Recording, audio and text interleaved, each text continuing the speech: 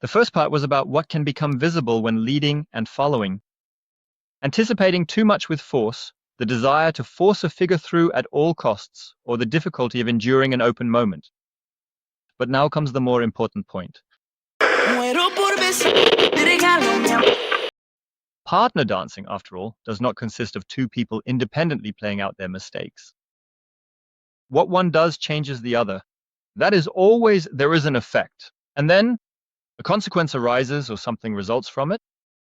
And precisely because of this, loops can form in which both eventually become convinced that the other person is the problem.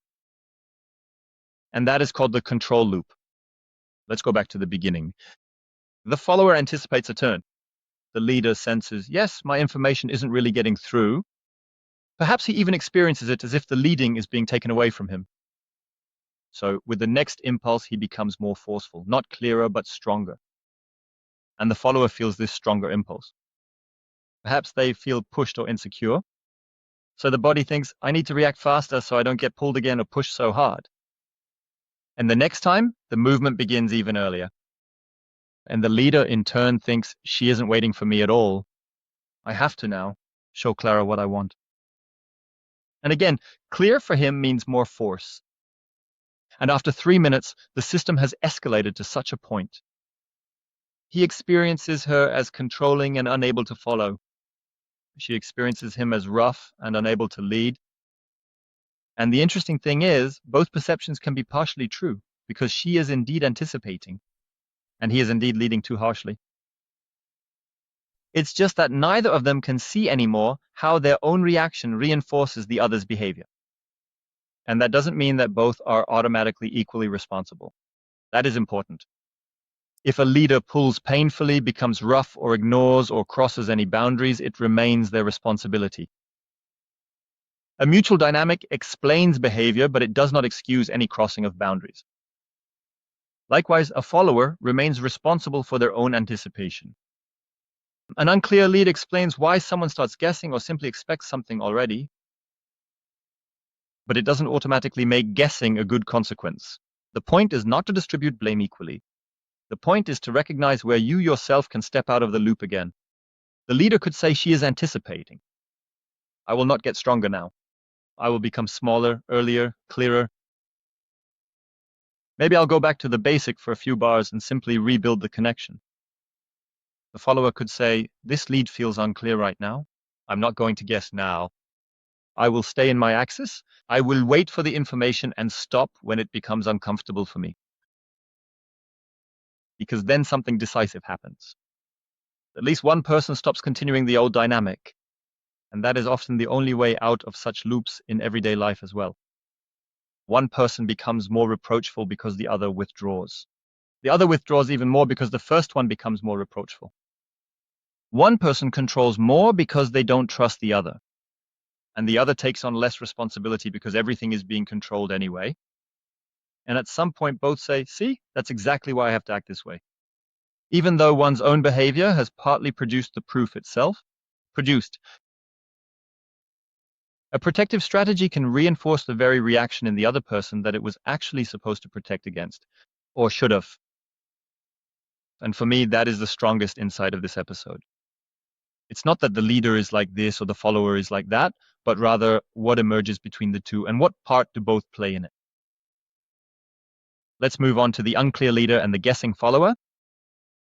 But there is also a second loop that you constantly see on socials. The leader leads unclearly, perhaps due to a lack of preparation, or maybe the impulse comes from the arm without the direction or weight shift being correct. And perhaps they also change their idea at the last moment somehow, which might also sometimes have to do with the beat. And the follower doesn't know exactly what is meant, but wants to save the dance. So the follower guesses. Sometimes they are right. And that is exactly the problem, because the figure works out somehow in the end, the leader gets the feedback. My lead was apparently understandable. The follower gets the feedback. My guessing was apparently correct. And the next time, the leader leads just as unclearly, and the follower begins to interpret even earlier. And both get good at maintaining a bad system. And it's like in a team where the boss never clearly says what they expect, but an experienced employee constantly guesses what was meant. And in the short term, it all works. But in the long term, the boss doesn't learn to communicate more clearly. And the employee permanently bears the responsibility for something that isn't even their job. And in dance, it is a figure that didn't happen, which is why it is sometimes more honest than a saved figure. Because if the follower doesn't guess, it becomes visible whether the lead was really understandable. And if the leader doesn't cover up the mistake with force, it becomes visible where their technique is simply not yet clean or clear enough. And that can be briefly uncomfortable. But that is the only way both can truly learn and in the end have more fun. There is also a third loop. That is the passive follower and the overfunctioning leader. And they function completely differently. He doesn't hold his axis independently, lets the frame collapse, or gives part of his body weight onto the partner. So I meant the follower by that because I always speak about bodies, and the leader notices if I don't do much now, nothing happens. So he takes over more, he pulls harder, he stabilizes more, he moves the other body through almost the entire figure. And because of that, the follower has to organize themselves even less. And over time, the leader believes that good leading means doing everything for you, really everything. Their axis, their body weight, their balance, their styling, their musicality. And the follower believes that good following means letting yourself be moved. So I don't do anything anymore. I just stand there and he pushes me around and does everything for me. But neither is true because good following is active. The follower carries their own weight, maintains their own balance, completes their own movement, and gives the leader a clear physical response. And that is also a rule in Bachata. The leader gives the impulse for a movement to begin, and the follower completes it. Unless the leader interrupts that exact movement because they know what they want to do next, because it has some meaning and purpose. And the leader just provides the direction, but they do not replace the entire movement of the other person. Except, as I said, if I really want to have this stop and do something else, and we also know this loop from everyday life, one person is constantly taking over all the tasks because the other person supposedly isn't doing anything. Over time, the other person actually does less and less because everything is being taken over for them anyway. And the first person feels validated. Yes, nothing works here without me. And the second person feels validated. I'm not going to be given anything anyway. And both remain stuck in exactly the role they are complaining about. And in dance, you can feel this dynamic very directly. The question for the leader is, am I providing direction or am I replacing the follower's personal responsibility? And the question for the follower is, am I letting myself be led or am I letting myself be carried? And I believe this exact loop is often underestimated because it doesn't look dramatic from the outside. There isn't necessarily any arguing, no one is visibly pulling roughly, the dance just somehow continues. But one person is permanently doing the work of two, and the other just becomes less and less active. And at some point, it feels bad for both of them. The leader is exhausted and thinks they have to do everything themselves. The follower might feel like an object that is just being pushed and transported through figures. And connection cannot really form or barely forms this way because connection requires two people who are both present. Not two people where one organizes everything and the other just reacts. If you just recognized yourself, follow Bachata Gafil. Here we go deeper every week. Let's come to boundaries because good following means saying yes, not going along with everything. And this is an important point for me now, which is very, very important in the whole discussion.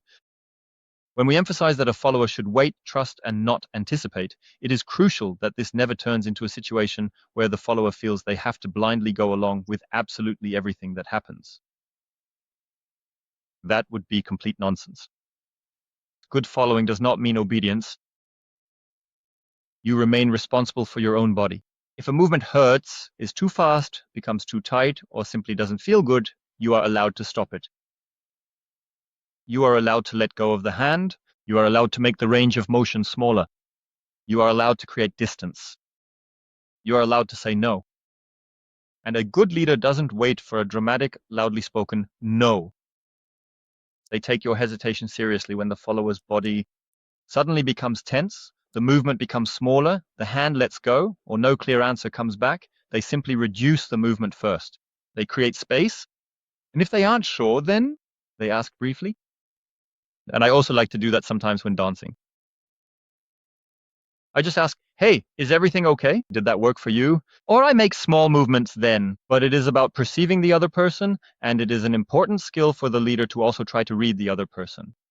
How do they feel about it? Where are they at right now? In addition to all the other things, like having to pay attention to the music, the surroundings, and having to keep an eye on the follower's body axis.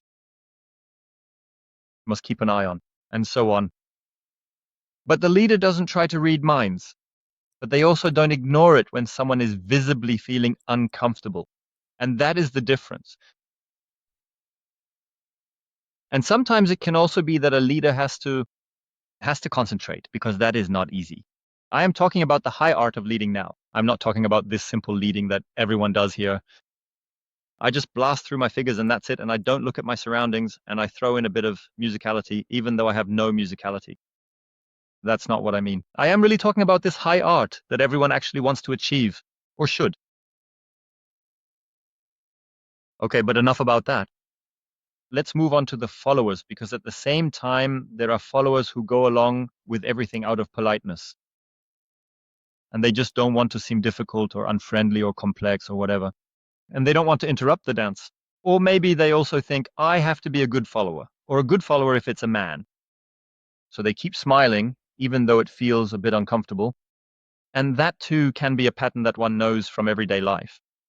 Because saying yes, even though you mean no, ensuring harmony, even though your own boundaries have long been crossed, and simply prioritizing the other person's needs over your own physical feedback.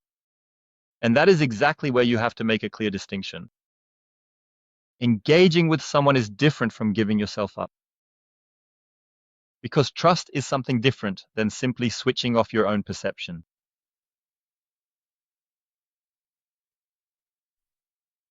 It is often said about followers that the person is too stiff or needs to be softer.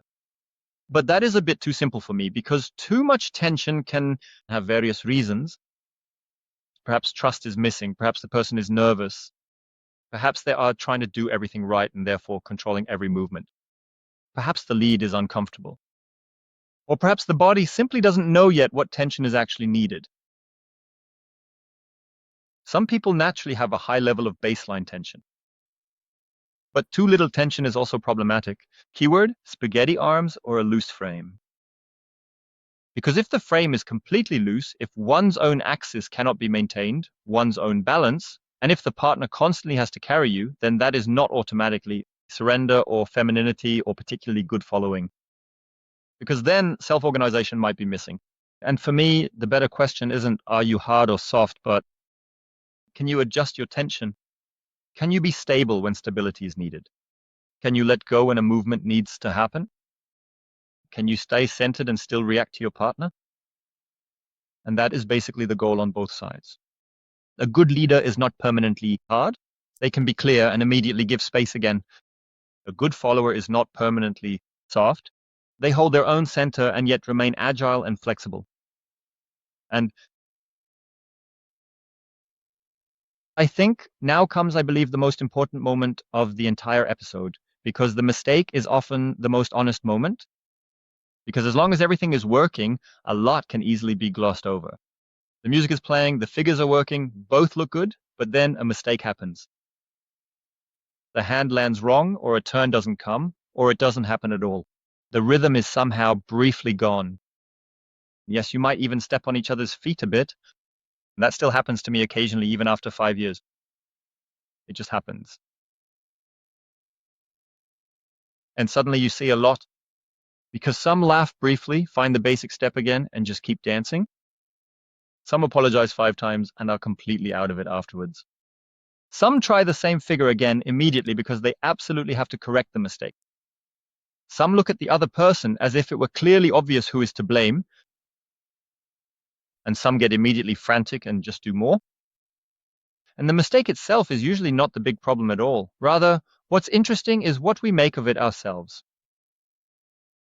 Can you endure an imperfect moment without your self-image collapsing? Can you take responsibility without making yourself feel small? Can you see that your impulse was unclear without feeling like a bad dancer now? Can you not understand a song without immediately believing that you're a bad follower? And can you find your way back into the dance together without first having to explain who was right? And for me, a good connection isn't shown by the fact that nothing ever goes wrong. It is shown quite precisely by the simple fact that when two people work together, they can effectively deal with whatever goes wrong. That's why I would like to conclude by giving you a very simple test. For your next 3 dances, don't try to analyze everything at once. Observe only one question per dance. And why 3 dances? Usually you dance 3 songs in a row. During the first dance, pay attention to insecurity. What does your body do when you don't know exactly what's happening? As a leader, do you become stronger, faster, more hectic? As a follower, do you start guessing? Do you get stiff or do you take over? During the second dance, pay attention to mistakes. What happens when a move doesn't work? Do you laugh and keep going? Do you want to prove it again immediately? Do you apologize excessively or do you automatically look for the fault in the execution? During the third dance, pay attention to resistance. What do you do when the other person's body reacts differently than you expect? Do you increase the pressure? Do you give up completely? Do you push yourself or do you stay centered? And at the same time, remain open to a solution. And after these 3 dances, you ask yourself just one last question. Do I only know this reaction from the dance floor? Or does it also appear in conversations, at work, in relationships, in conflicts? You don't have to turn this into a major life analysis right now. It is enough for now to simply notice the pattern. And perhaps an exercise for leaders and followers? For the leaders, dance a song consciously simpler than usual. Few clear movements, clean preparation, enough space after every impulse so that the follower can complete the movement themselves. And as soon as something doesn't work, you don't use more force. You go back to the basics and rebuild the connection. Because the question isn't how many figures I can manage. The question is, how little do I have to do so that my information still comes across clearly? And I do that super often in my dances. And believe me, you are going to be genuinely surprised at just how much less, let's say, physical effort, in a very positive sense, of course, meaning all those specific things I just mentioned a moment ago, can still create such incredibly fun dances. And honestly, just so much fun for everyone to experience together. It really is quite remarkable how simple movements can lead to such joy.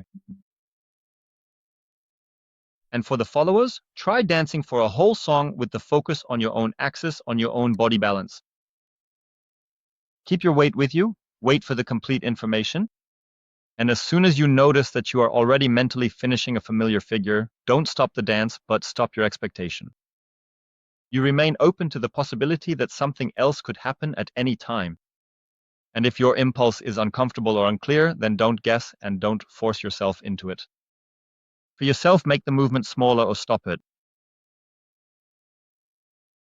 And if I had to boil it all down to one point, it would probably be this. Because on the dance floor, it's not just about what we can do technically, it's primarily about what we do when the shared plan isn't exactly working out. And I believe that in that moment, hardly anyone thinks, oh, I'm trying to resolve my insecurity through control. People tend to think, why isn't the other person reacting? Or why is this lead so unclear? And that is exactly why it is so easy to only see the fault in the other person. As a leader, I might then become more forceful, wanting to save the move or simply doing even more. And as a follower, I simply anticipate, I guess I tense up, or at some point I just let myself be carried. And from the outside, the dance might even continue so that no one really notices what is actually happening. But in the end, the more interesting question is not whether every move works. The more interesting question is what happened between us when something didn't work. Then don't forget, it's a partner dance. It's about both of us in that moment. Everything else around it doesn't matter at all. So of course, be careful not to hurt anyone else or take their space. Because of that, did I become clearer in that moment or just harder? Did I really react to my dance partner or just try to push through my own plan? Was I able to be open in that moment or had I simply decided beforehand what was supposed to happen? And when there was a boundary, did I perceive it? Did I take it seriously? And that again doesn't mean that a single dance exposes our character. But if I show the same reaction again and again with different people in similar situations, then it is worth taking a closer look, not to be beaten up for it, but because that is exactly where development becomes possible. And perhaps next time I won't feel stronger, but I will simply prepare the movement earlier and more clearly. Perhaps I won't follow more passively, but will remain more firmly on my own axis and really wait for the information. And perhaps I accept, or perhaps both even accept, that a figure sometimes just doesn't get completed or doesn't happen. And that it can simply be more honest to let it be, to go back to the basic rather than trying to save it somehow with force or guessing. And for me, a good connection in the end is when two people stay true to themselves, they perceive each other and adapt without one having to control everything or the other having to lose themselves in any way. And perhaps that is exactly the question you can take with you after your next dance. What did I do when things didn't go according to my plan? And if you recognized yourself in this episode, follow Bachata Cafe and write in the comments, what is harder for you, leading clearly without controlling or following openly without anticipating? This was the Bachata Cafe, a podcast about dance, intimacy, and psychology. We'll hear each other in the next episode. If you liked this episode, send it to a dancer from your bachata community. Write to me in the comments what your thoughts are on today's topic. And if you want to learn more about bachata, connection, and psychology, follow the Bachata Cafe. If you want to be part of the Bachata Cafe community, we'll see you on the dance floor.